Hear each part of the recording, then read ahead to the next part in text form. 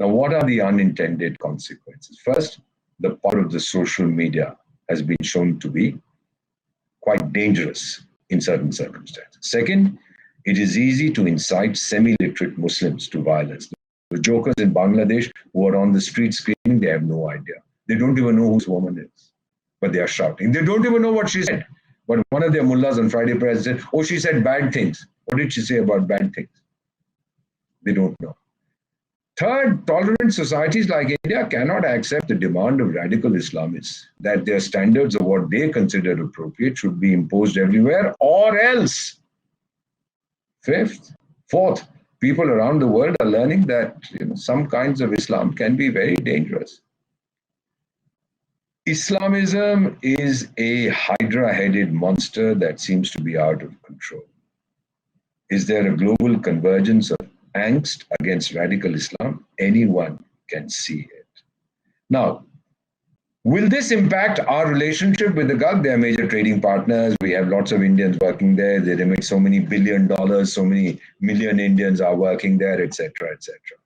Oh, it will have a very minimal impact unless the relationship is extremely brittle.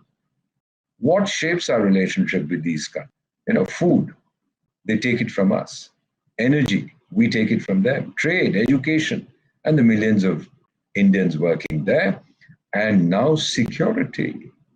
Many of these nations are frightened of Iran and of Islamic terrorism. Who's there to protect them? The United States? Oh no, ma'am, happy birthday. United States is licking its wounds after Iraq and Afghanistan. They can't take on even tiny little Bhutan if they had to, because it's a broken society at the moment. They have this amazing ability to self-correct, but at the moment it's in trouble.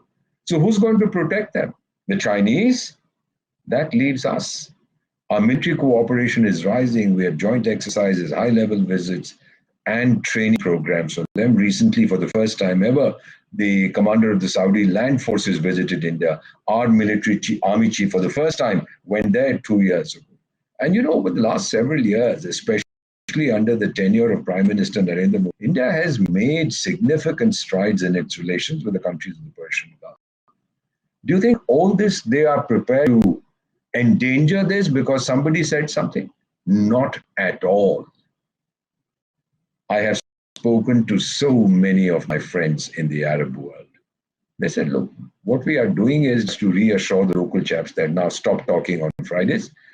Enough is enough. What's gone is gone. The woman has said, I'm sorry, so they're. Ma'am, this storm is passing. It has already passed. It will not materially affect India's relations with Muslim nations, given the mutuality of interests. The Indian workers there, and right now, Qatar is going to host the World Cup, the Football World Cup. There are thousands of Indians who are working there, building the stadiums. They play a very significant role in the development of the countries where they reside. They cannot be replaced. These nations need India as much as India needs them. So many of them have honored our Prime Minister with their highest national awards. Temples are being built in Islamic countries. Now, the removal of Indian goods from some supermarkets in the Arab world. People say, oh, they are going to boycott Indian goods. Oh, my dear friend, this image was from Kuwait, and of course that Al Jazeera business adds this. Let me just tell you, those goods are right back on the shelves. And it was only in one supermarket, some fellow said, remove this, because the camera team was there. It wouldn't have been removed if the camera team was not there. Do you understand what I'm saying, ma'am? To sum up, the UAE, for example, United Arab Emirates, very strong partner. We have a free trade agreement that we signed with them this year. This is the first in several years from us. They understand what is happening. And of course, then the counter trend has started with netizens saying boycott Qatar Airways or whatever it's called. And, things are going on, but now totally under control.